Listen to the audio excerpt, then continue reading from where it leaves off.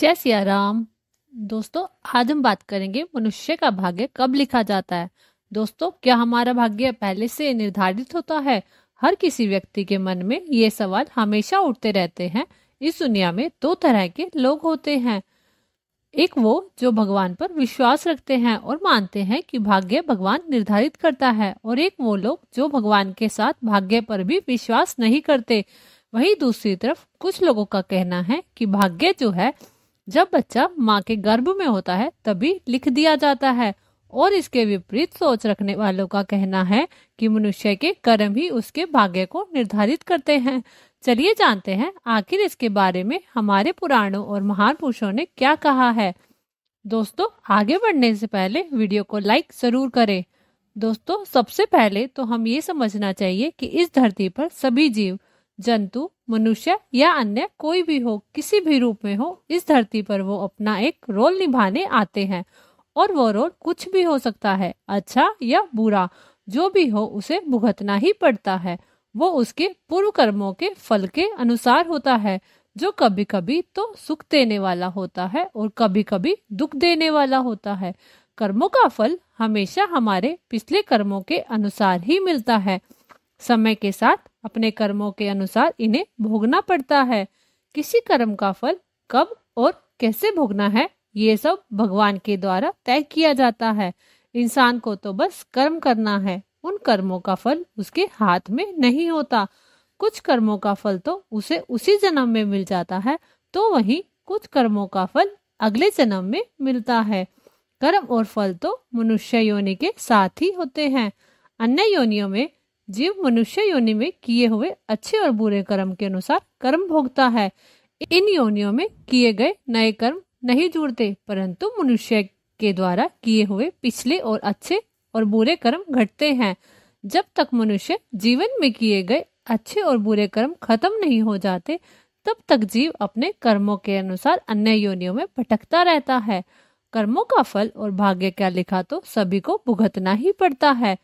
जैसे कि द्वापर युग में कंस की मृत्यु से पहले ही निश्चित हो गई थी, जिसमें आकाशवाणी के जरिए उसको बताया गया था कि उसकी खुद की बहन के 8वें पुत्र से उसका वध होगा, जिसके चलते कंस ने अपनी बहन की सभी संतानों का वध कर दिया था।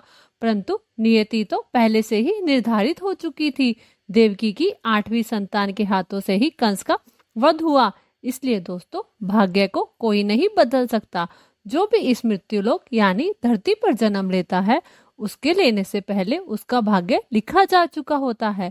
एक बच्चा जब अपनी माँ के गर्भ में होता है, तब भी विधाता द्वारा से ही उसके भाग्य का लेखा जोखा लिख दिया जाता है।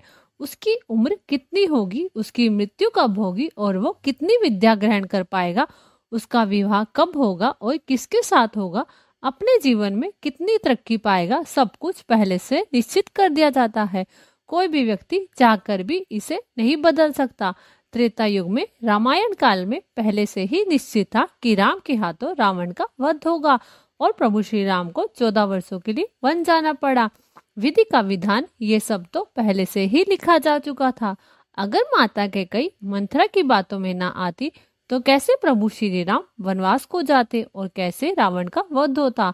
इसका मतलब ये है कि सब कुछ जो है वो बालक के जन्म के उपरांत ही लिख दिया जाता है। आपने ये कहावत तो सुनी ही होगी, जैसा हम बीज बोते हैं वैसा ही हम फल पाते हैं।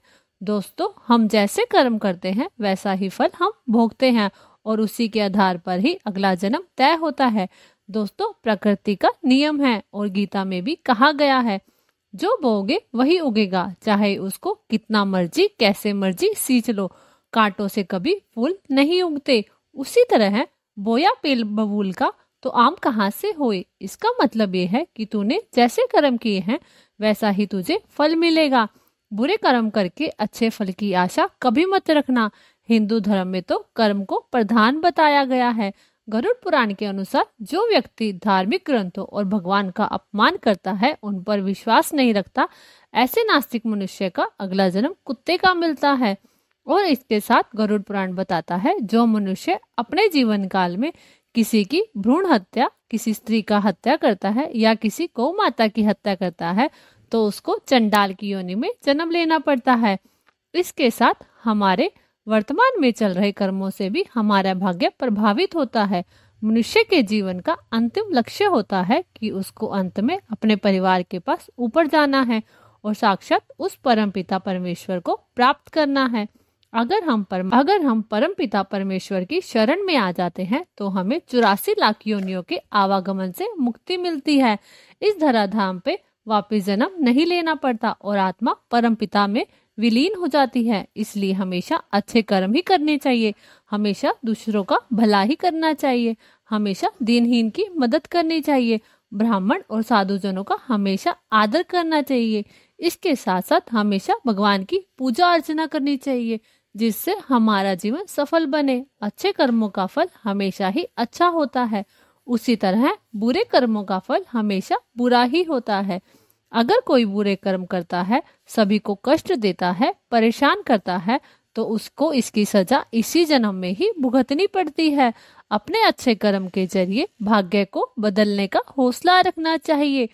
जैसे कि किसी की जन्म कुंडली में राजयोग होता है और उसे जब इसका पता चलता है कि उसके जीवन में राजयोग है, वो कर्म करना बंद कर देता है। परिणाम ये होता है वो सब चीजों से हाथ धो बैठता है और अंत में सिवाय पछताने के कुछ नहीं कर पाता। दूसरी तरफ वो लोग हैं जिनका भाग्य तो अच्छा नहीं था, परंतु अपने कर्मों के बल पर वो हर मुकाम को हासिल करता है जो उनके भाग्य से परे था।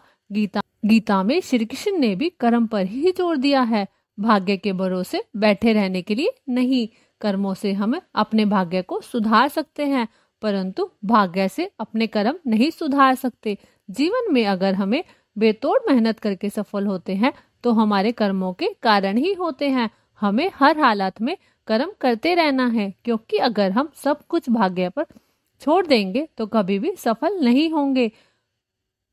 भाग्य और कर्म हमेशा एक दूसरे से जुड़े रहते हैं, इसलिए हमेशा कर्म करते रहना चाहिए। दोस्तों, आपको वीडियो में दी गई जानकारी अच्छी लगी तो वीडियो को लाइक करें और अपने मित्रों के साथ शेयर करें और कमेंट में बताएं कि आपको भाग्य और कर्म में कौन बड़ा लगता है। धन्यवाद। जय सिया राम।